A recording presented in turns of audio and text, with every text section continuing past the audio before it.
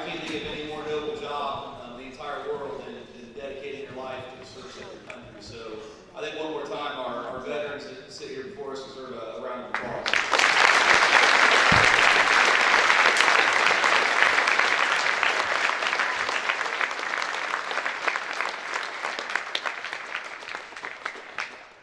Today we're honored to have Mr. Jeffrey Barron with us. He was a Navy Nurse Corps officer from 1988 to 1991. He was a lieutenant junior grade, and he was deployed for 7 months during Operation Desert Shield, Desert Storm, in the early 1990s in Iraq. So it's my honor to introduce Mr. Jeffrey Barron to you, and I'm looking forward to hearing what he has to say.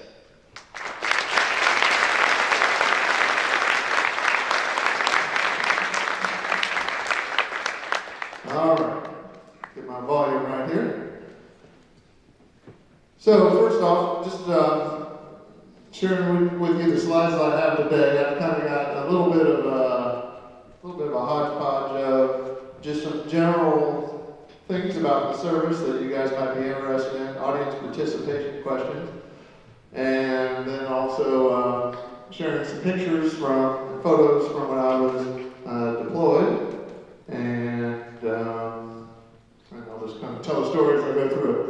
So I just, as Mr. Loomis said, after I got out of school, I went to Ohio State, and then I got commissioned in the Navy as a Nurse Corps officer, and I was stationed at Bethesda at the Naval Hospital. That's where the president goes, so it's a big, large teaching center. I wanted to start out in a big place and get exposed to a lot, and that seemed to work out pretty well. So first off, this is the boat that I was on when I was deployed. So when I got out of school, I started working at Bethesda at the hospital.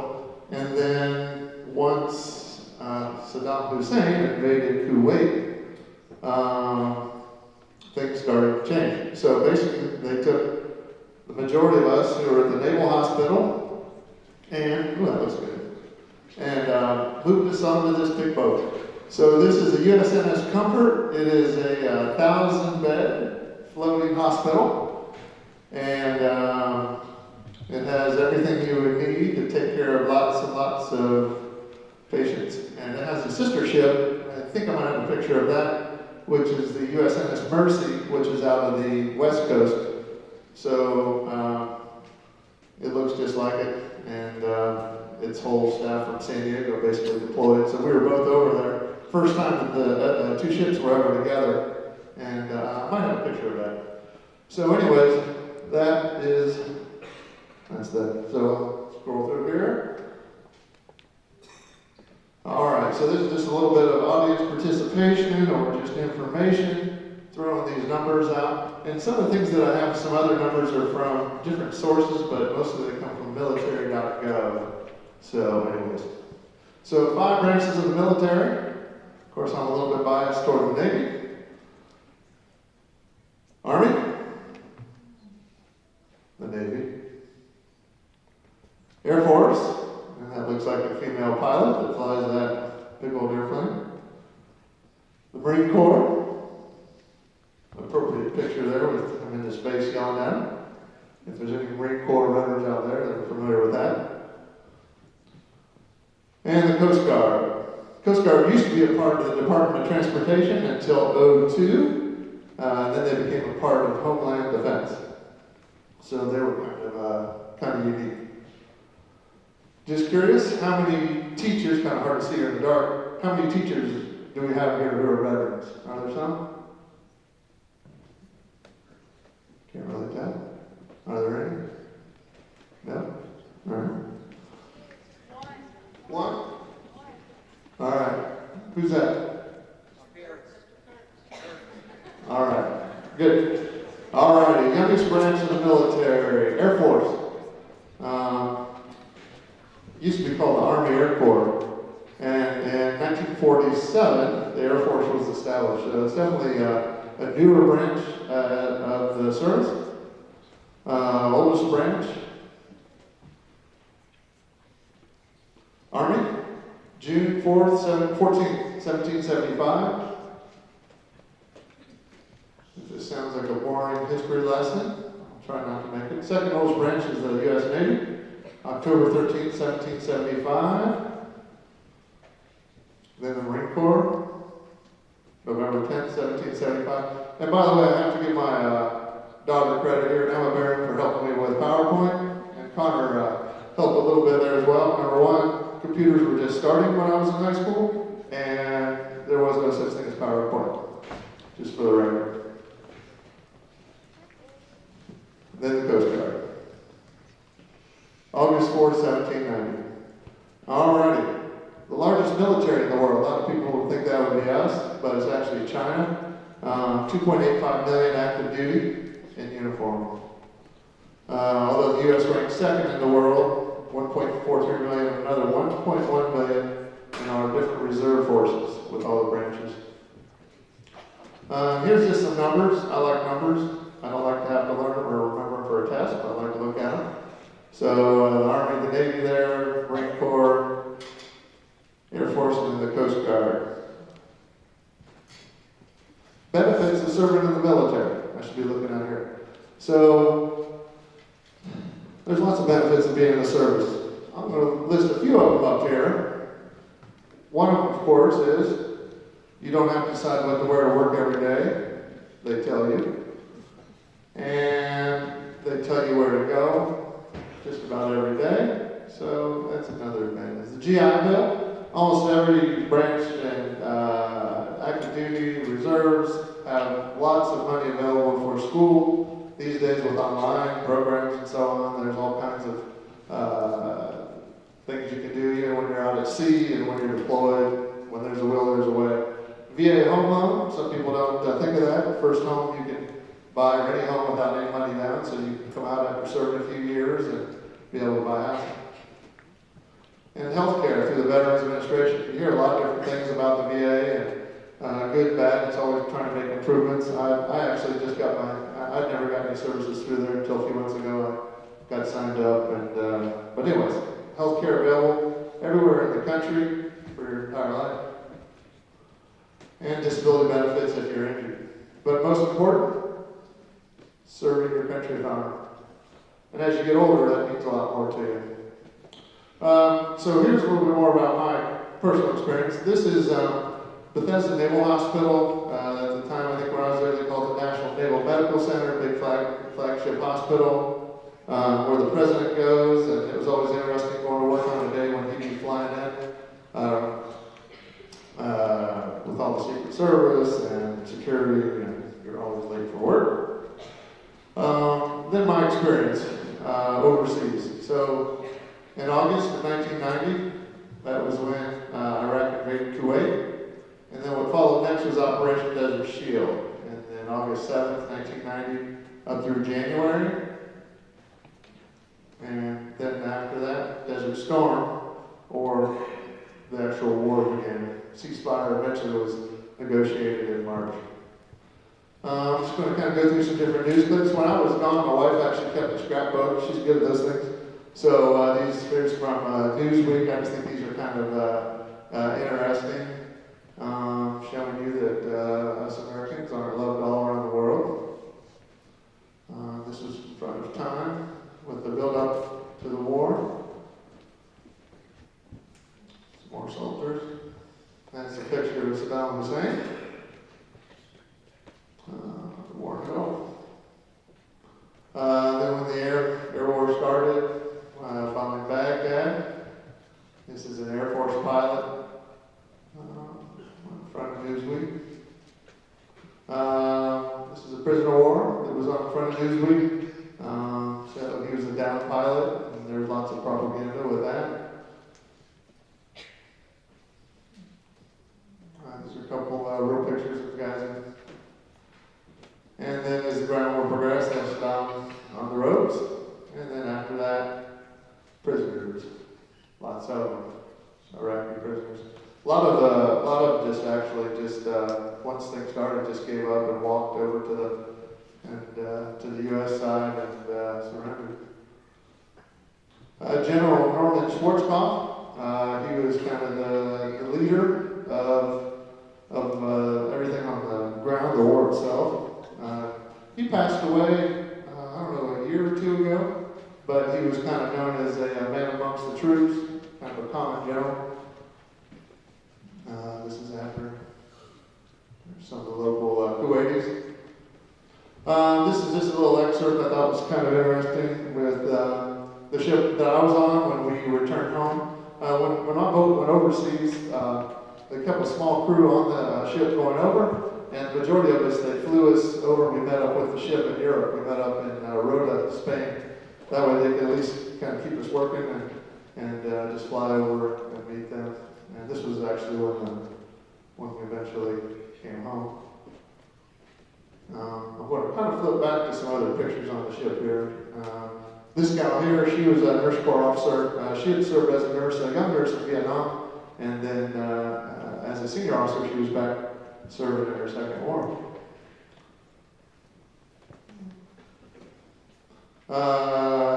That was right before I deployed. A lot more hair, a lot younger, and thought that was interesting. This is in front of the hospital there before we, while we were waiting, we had to check in all our gear, and then we took a bus over to Andrews Air Force Base where we got on board and flew for a long flight, getting ready to hop on the boats there. Those actually say Naval Academy, those boats, or those buses where they came from. That's when we arrived over in Rota, Spain, before we met up with the ship. This was another nurse that I worked with, and this is in Spain still. This is the Suez Canal when we were going over. Went through the Suez Canal, so we got just that was a good experience as we went through there. This is one of my buddies. That's Michelle. She and I work together. She's from New Jersey. And that's on the ship. This is USS Independence, the aircraft carrier that came alongside us while we were in the Persian Gulf itself. And I didn't have a picture of it. So that's our sister ship, the USS Mercy. And so that's the first time the two ships were ever alongside each other. So that's pretty neat. These are my roommates. We were up on the flight deck, and you can see the Independence off there in the background. So, and there's close up. They really liked to get close up because we had females on our ship, and they had no females at the time, so they were happy to see us with lots of nurses and Corps waves.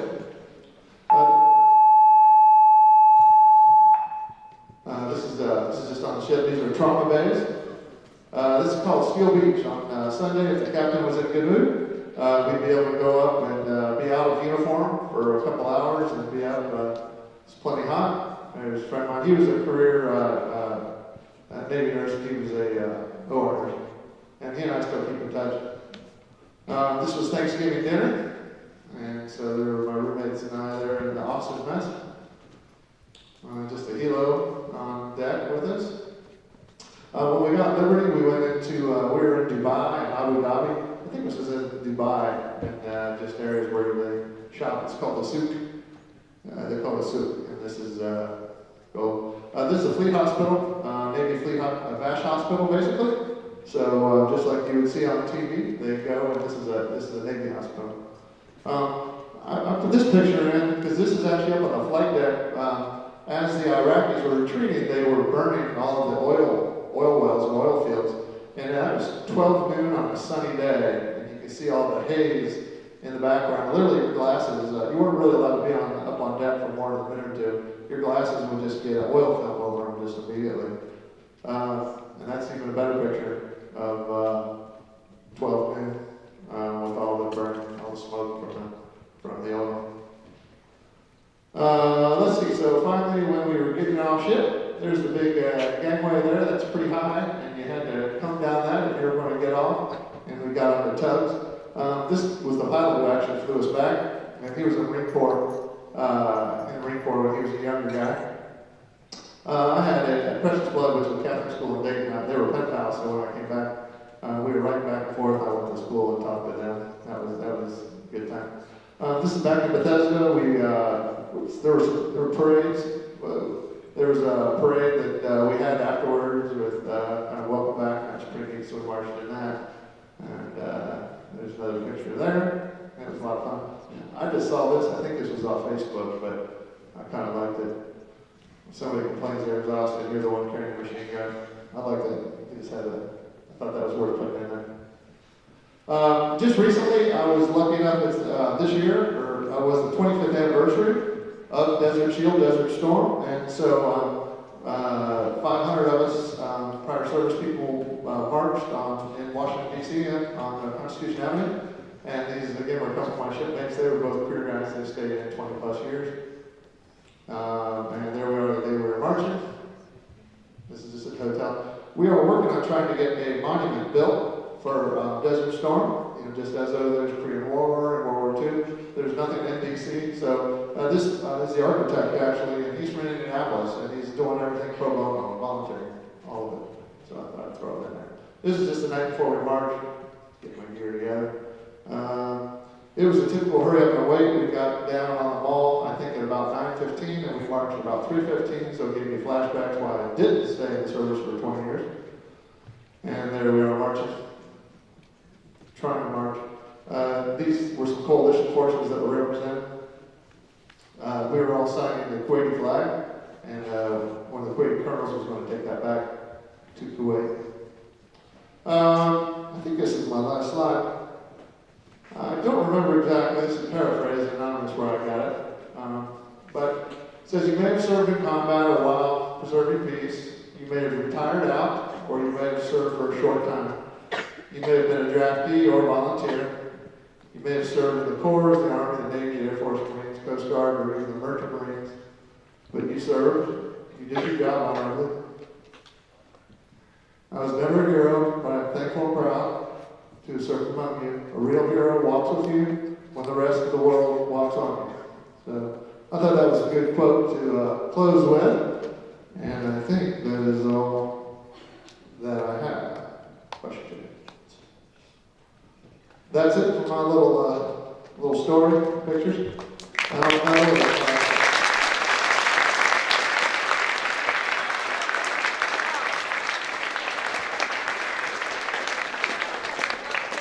If anybody has any questions or comments, anything. So, all right, thank you. Appreciate it. I enjoyed it.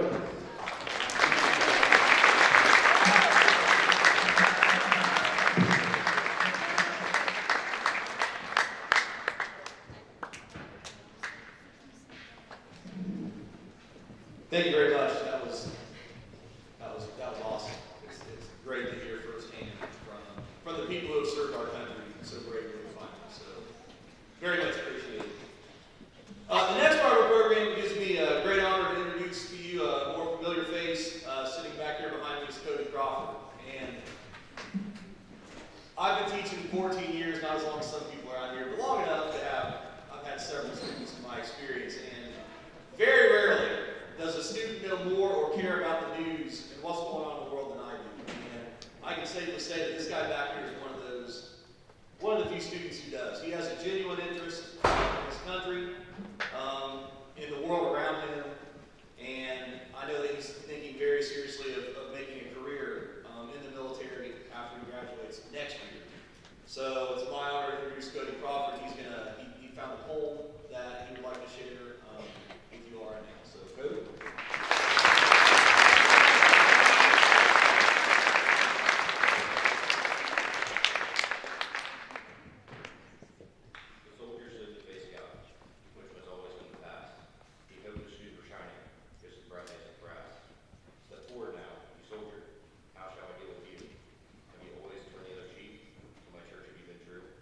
Soldiers square to shoulders,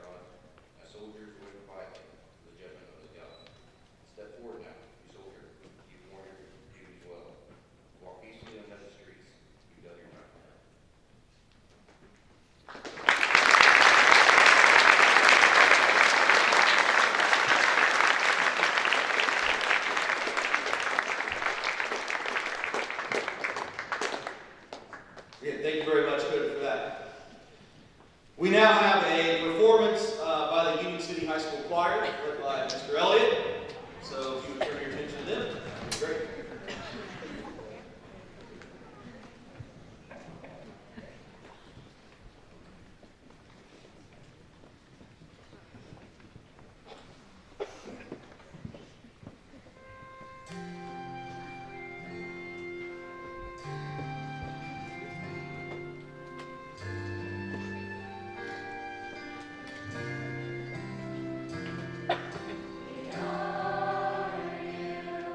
We honor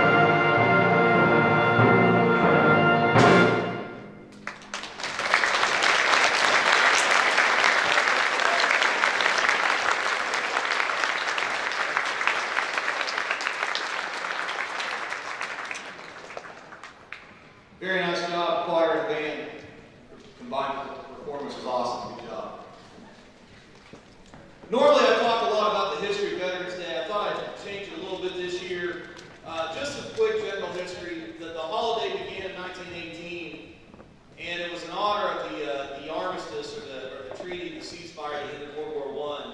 And the treaty was signed on the 11th day of November, which happens to be the 11th month of the year, at 11 o'clock. So November the 11th is significant for those reasons. But I thought I'd change it up a little bit and talk to you about a couple of national monuments that for me, seeing them firsthand, has left a lasting memory. How many of you guys have ever been to Washington, D.C.?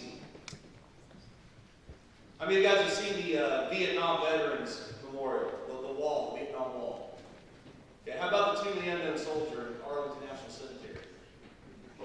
Yeah, I've seen both of those too, and there's not a lot of things that send chills up and down my spine, but those two things definitely left a lasting impression. I'm going to give you some facts about the Vietnam Wall, and I'm going to talk to you a little bit about the Tomb of the Unknown Soldier.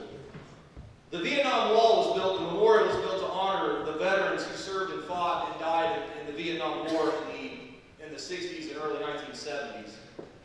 The construction of that wall began in early 1982 and was completed later on that year in 1982, the end of the year. And then through the course of another few years, they added a 3-soldier monument and also a flagpole. And the whole finished product was done in 1984. And that's when it became an official national monument under the watch of Ronald Reagan when he was in office. Currently, there are 58,272 names on the wall, and it's made out of black polished granite. Around 1,200 of those names are soldiers who are either presumed dead, missing in action, or prisoners of war, and their bodies were never rescued. And each year, this is a stat that kind of blows me away, each year over 3 million people visit that wall to pay their respects. And if you've been to that wall, you know what I mean. You walk up to it, and it's a somber, solemn atmosphere, and you can just feel it and see it with the people who are there.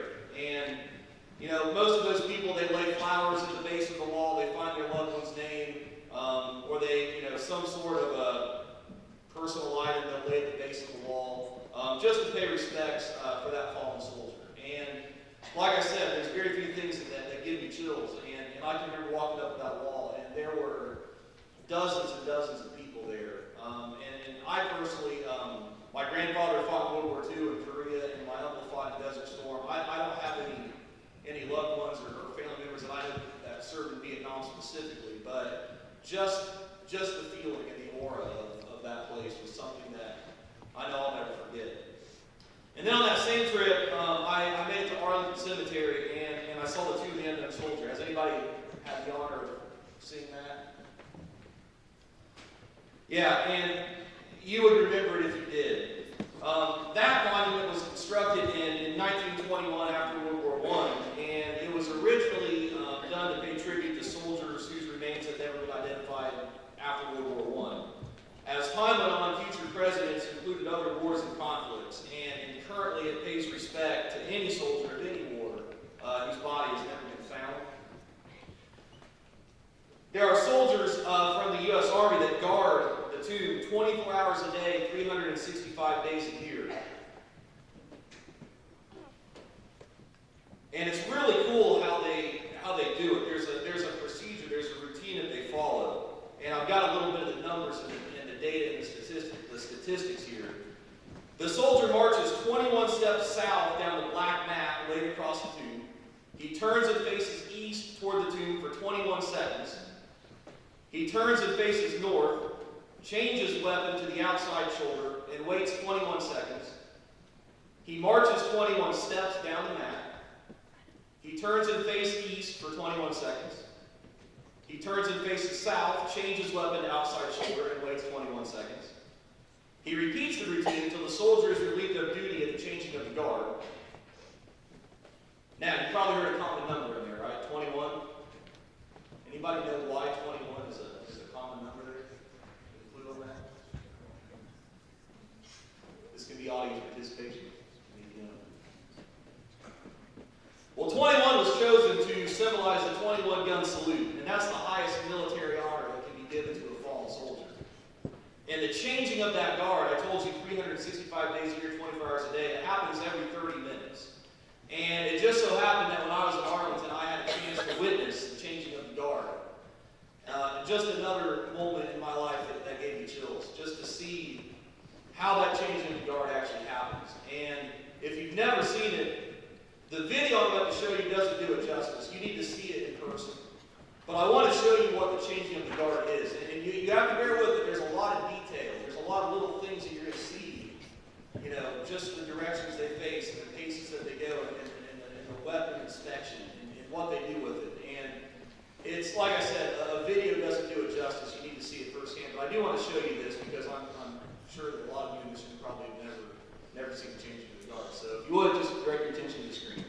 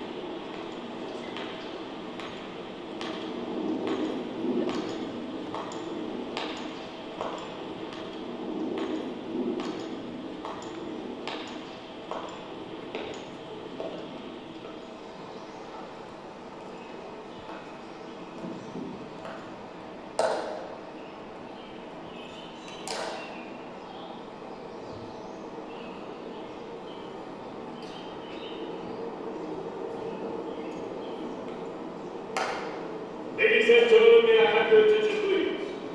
I am Sergeant Davenport of the 3rd Infantry Regiment, United States Army. Guard of Honor, Tomb of the Unknown Soldier. This ceremony that you are about to witness is the changing of the guard. In keeping with the dignity of this ceremony, it is requested that everyone remain silent and standing. Thank you.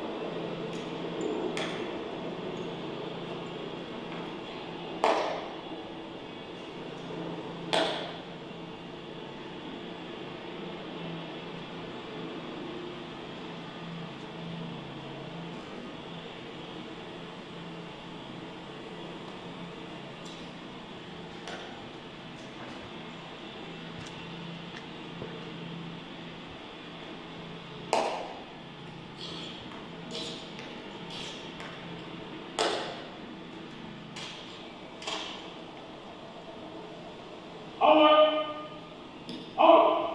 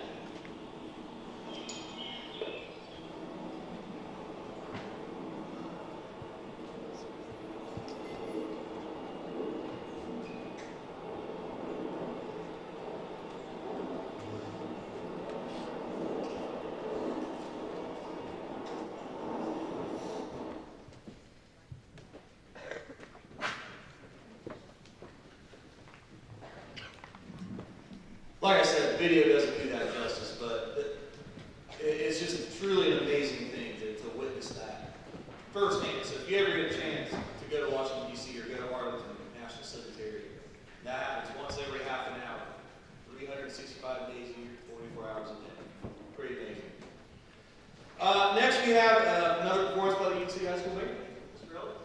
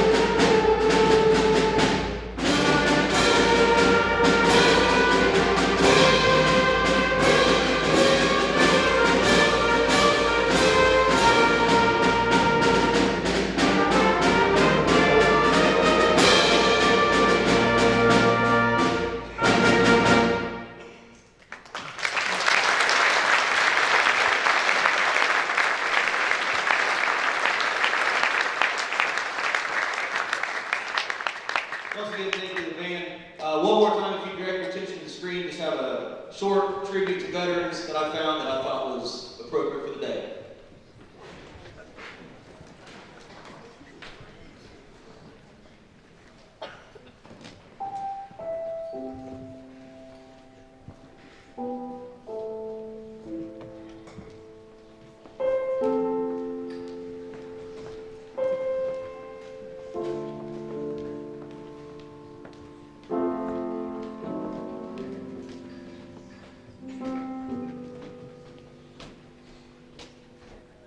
All who've been given by those who came before,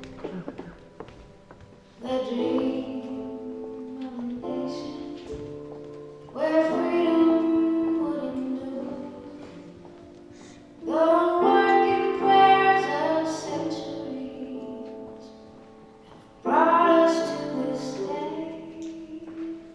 What shall be our legacy? What will our children say?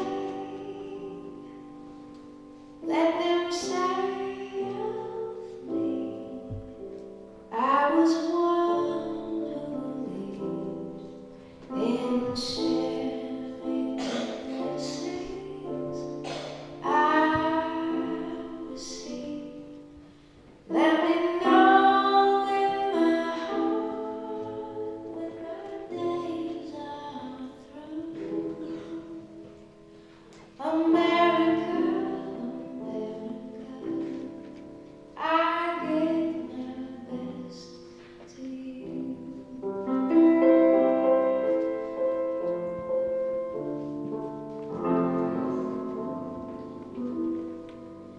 Each generation from the lands to distant shore, with the gifts that they were given, were determined to leave more. Battles fought together, acts of conscience fought alone. These are the seeds from which America has grown. Let them say of me, I was one who believed in sharing blessings that I received. Let me know in my heart when my days are through. America, America, I gave my best to you.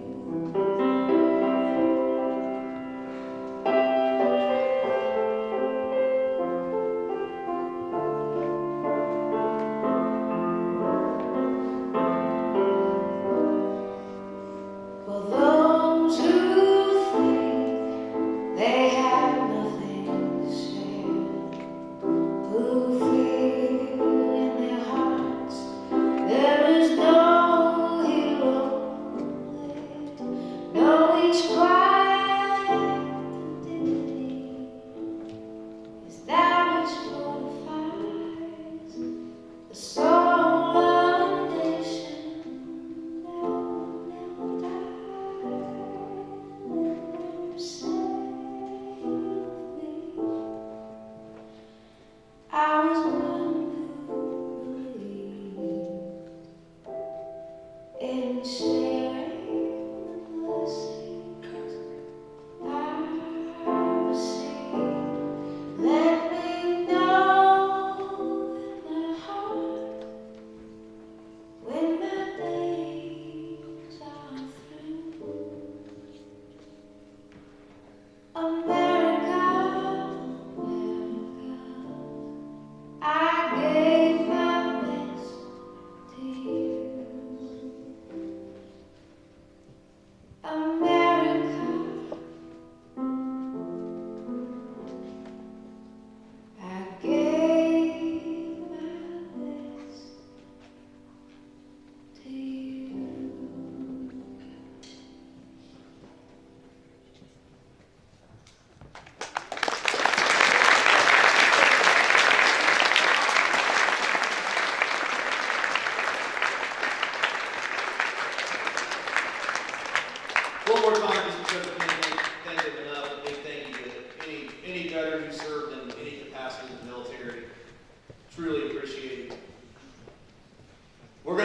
today with the playing of taps. So if you would stand and face the flag.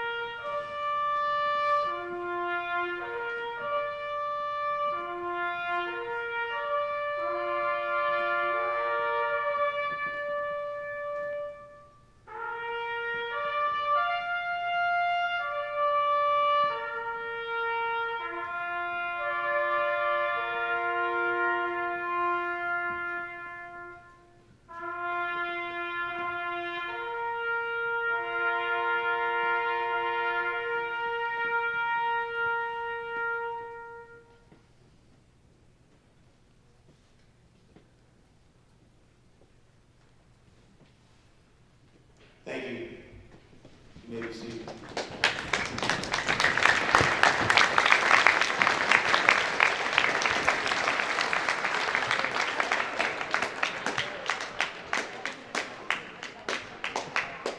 That concludes today's ceremonies. Again, thank you very much for your attention, and again, thank you to the veterans and the community members that showed up today. Really appreciate it.